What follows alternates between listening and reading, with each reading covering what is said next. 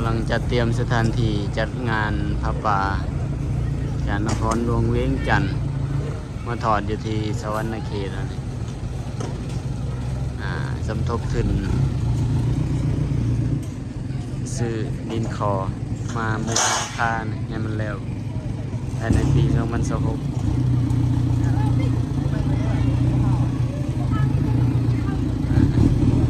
กำลังกักเกียนสถานที่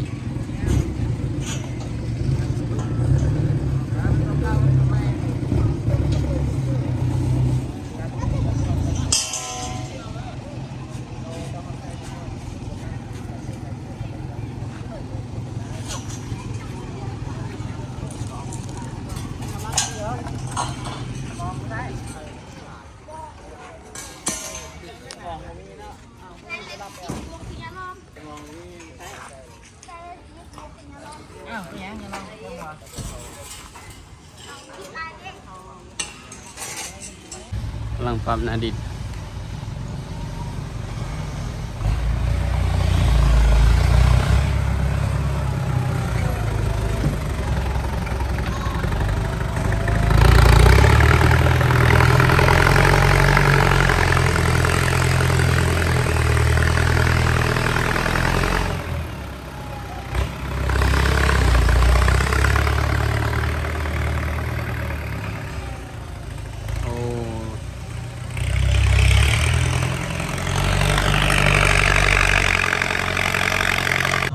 มาเลาะชมบรรยากาศ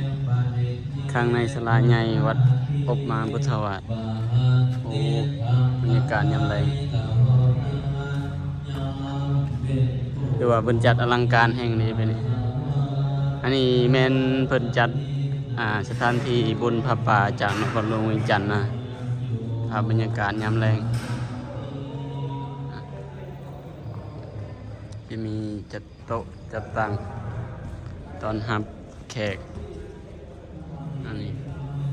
บัดมื้องานอย่างน้อยเฮาสิถ้ามีเวลาโอกาสเฮาสิถ่ายให้เบิ่ง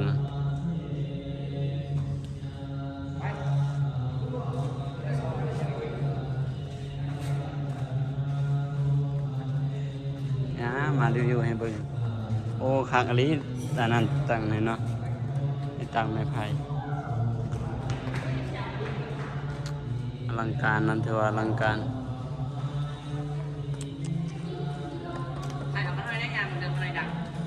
ดัง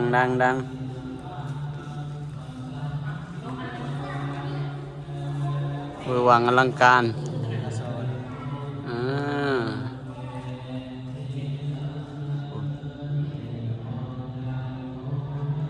ฝั่งนี้ก็ต้อนรับได้เป็น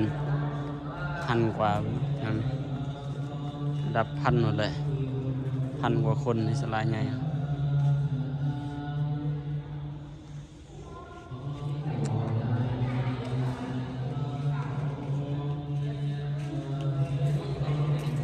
กำลังจัดเตรียมดอกไม้บูชาพระพุทธรูปองค์ใหญ่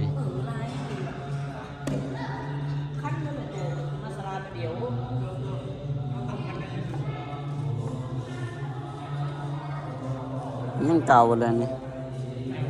เอาอันนี้ไปใส่